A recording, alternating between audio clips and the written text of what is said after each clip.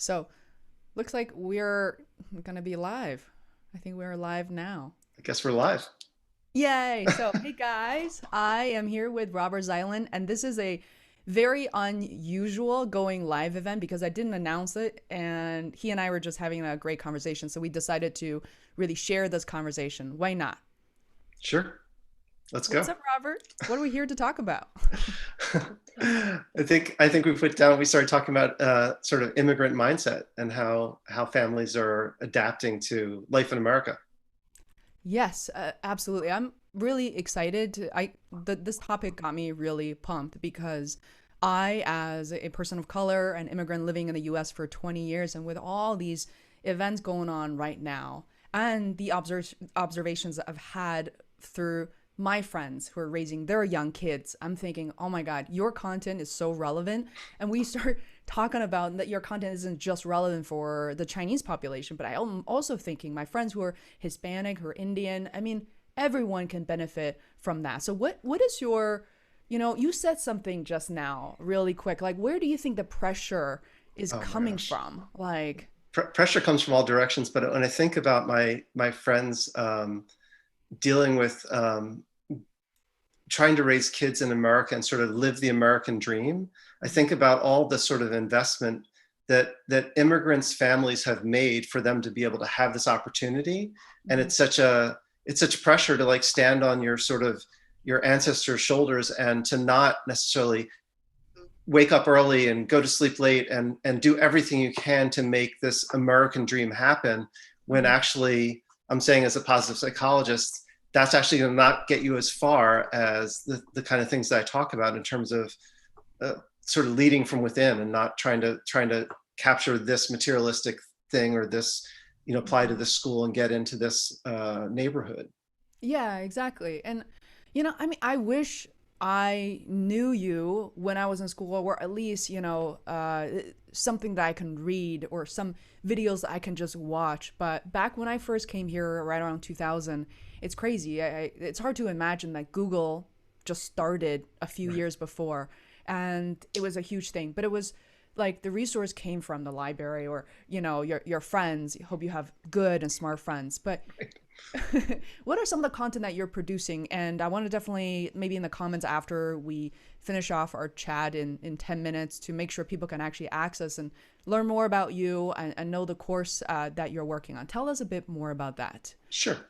I'm fascinated by positive psychology. I consider myself a positive psychologist, and I just keep producing more and more opportunities for parents, especially to gain from the research in positive psychology, which is more than mindfulness and more than gratitude. There's actually 24 character strengths.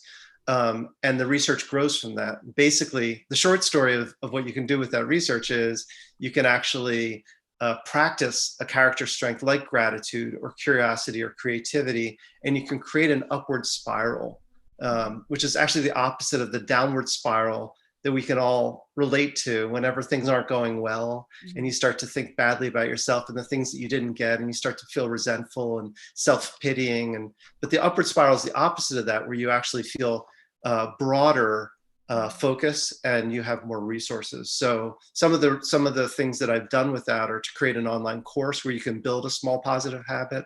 Mhm. I wrote a book for parents called Laugh More, Yell Less. Can I see With the cover real quick? Yeah, sure, sure. With I this love is this this. is the new Stuck at Home edition that I wrote because of the pandemic and so many parents really struggling being stuck at home. It says Yeah. Laugh More, Yell Less: A Guide to Raising Kick-Ass Kids, which Yeah. is to me the ultimate goal. We need more kick-ass kids because the future really has not been written and we are not doing a great job solving it. So we actually need the kids to grow up and become the leaders who can solve it. So that's why I Mhm. wrote the book with 7 ideas on how to start raising kick-ass kids, which really starts from inside. And so everything that I'm doing is how do you embrace your own superpowers, the character strengths I call superpowers, Mhm. um, and how do you start to take calculated risks and take and grow and do that in front of your kids so that they see it's safe to grow and expand and to use their greatest strengths and not to play it safe and not to like fall into the smallest category because they think that's a way to have a good or a healthy or a American dream kind of life. But you Mhm. actually you're sitting on a wealth of resources, and we just don't often use them. So I'm trying to find different ways to expose parents to that and expose people to how to harness your superpowers and figure out how to put on your cape and fly. I love that image. What would you say would be the ideal age of, not for the parents, but for maybe the kids that they have? Is it too early? Is it too late to pick up a book like this and learn to do things differently? So the book really is aimed at parents, but it's really aimed at parents to really share this with their kids. So Mm. there isn't a too early. I did use a word in the cover that some kids are scandalized by, saying "kick ass kids." Mm. Um, but most of them are stories that parents can relate to because they were my experience as a parent. And I was not a perfect parent, and I figured a lot of this stuff out, and that's why I wrote the book so they could figure it out too. But I don't think there's a place too early to start with your kids. I've actually had parents come and work with me in coaching who are actually considering having a kid or starting to think about like what their life would look like. So I don't think it's ever too early. I think the irony is, Faye, that we look at our kids and we say, oh, they're good at art, or they're good at math, or they're good at science, and so then we pigeonhole them in a direction, and those directions are really just Right. frames that school and curriculum have made. But if you said they're really good at curiosity, or they're really good at gratitude, or they're really honest, or they're really funny, like these are character strengths that you can actually build on, and then they can actually create their own future from them, as opposed to some future that someone else has written that may or may not fit them. Yeah, yeah. That just reminded me that I interviewed this young man, Eli Strong, who decided at the age of 16 that he was going to work at the Samaritans. Speaking of empathy and all that. And I remember when he first told me, I felt really uncomfortable. I was like, is he ready for this? Can he handle this? And he's like, no worries, there's training involved. And he loved it. He would imagine a 16-year-old, and for the next 5 to 6 years, even when he got back from college, will stay there until 2 in the morning, wake up at 5 or 6 in the morning, just go there. He loves his sleep, but there's something internally that he felt so important, and that he needed to do. And you're absolutely right that he found this path on his own. I don't think his Right. parents say you should go work at the Samaritans. Right. You know. I imagine a different way of educating and raising kids. And I think we're a long way from that. But like, what if we started with character strengths? What if we Mhm. gave a kid like Eli exposure to something early on and said, go run with it. What are you passionate about? What's your interest? Yeah. And see where they go, because kids show us all the time they do amazing things. Absolutely. And I gotta say, I don't know how many of my friends who are Chinese and, immigrant families are watching this. If you're not at the moment, I hope that they'll watch the replay as well. Because I didn't tell anybody I was going live with you, Robert. But I think we can talk about these things forever. It's just something so inherent. I felt like even for me, there's a lot of internal pressure that I feel like I was born with. And to be quite Mhm. honest, my parents didn't instill so much of that to say you have to do well, you have to make 6 figures or whatever in the Right. US.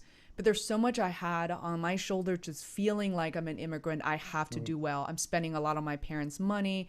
This has to mean something. I have to Mhm. represent the Chinese people. I mean, Mhm. imagine this a 17-year-old that was kind of like very kind of crippling, psychology. So, Sure. I would love more people to know how to overcome that, or to redirect their energy to do something actually positive and productive for themselves. I love that. I would love to be a part of that. I'd love to continue the conversation and see where it goes. Absolutely. So, Robert, if people want to learn more about you, your book, and your course, how do they go about finding you? They can find me at my website, robertzeitlin.com. Last name is Z. Well, you'll have it in the show notes, but And um, also on the screen. okay, cool. So robertzeitlin.com, I have a tab there about the book. I have a tab there about free workshops that I'm doing, and then coaching specifically for this time, helping parents who are struggling with being stuck at home and all the added responsibilities of homeschooling and trying to figure out it with their partner. So it's a Awesome. lot right now. So I'm trying to help out there. Wonderful. All right. I look forward to resuming this conversation for sure. Maybe we'll turn the table around and you interview me, we interview I each would love other. that. I would love that. Cool.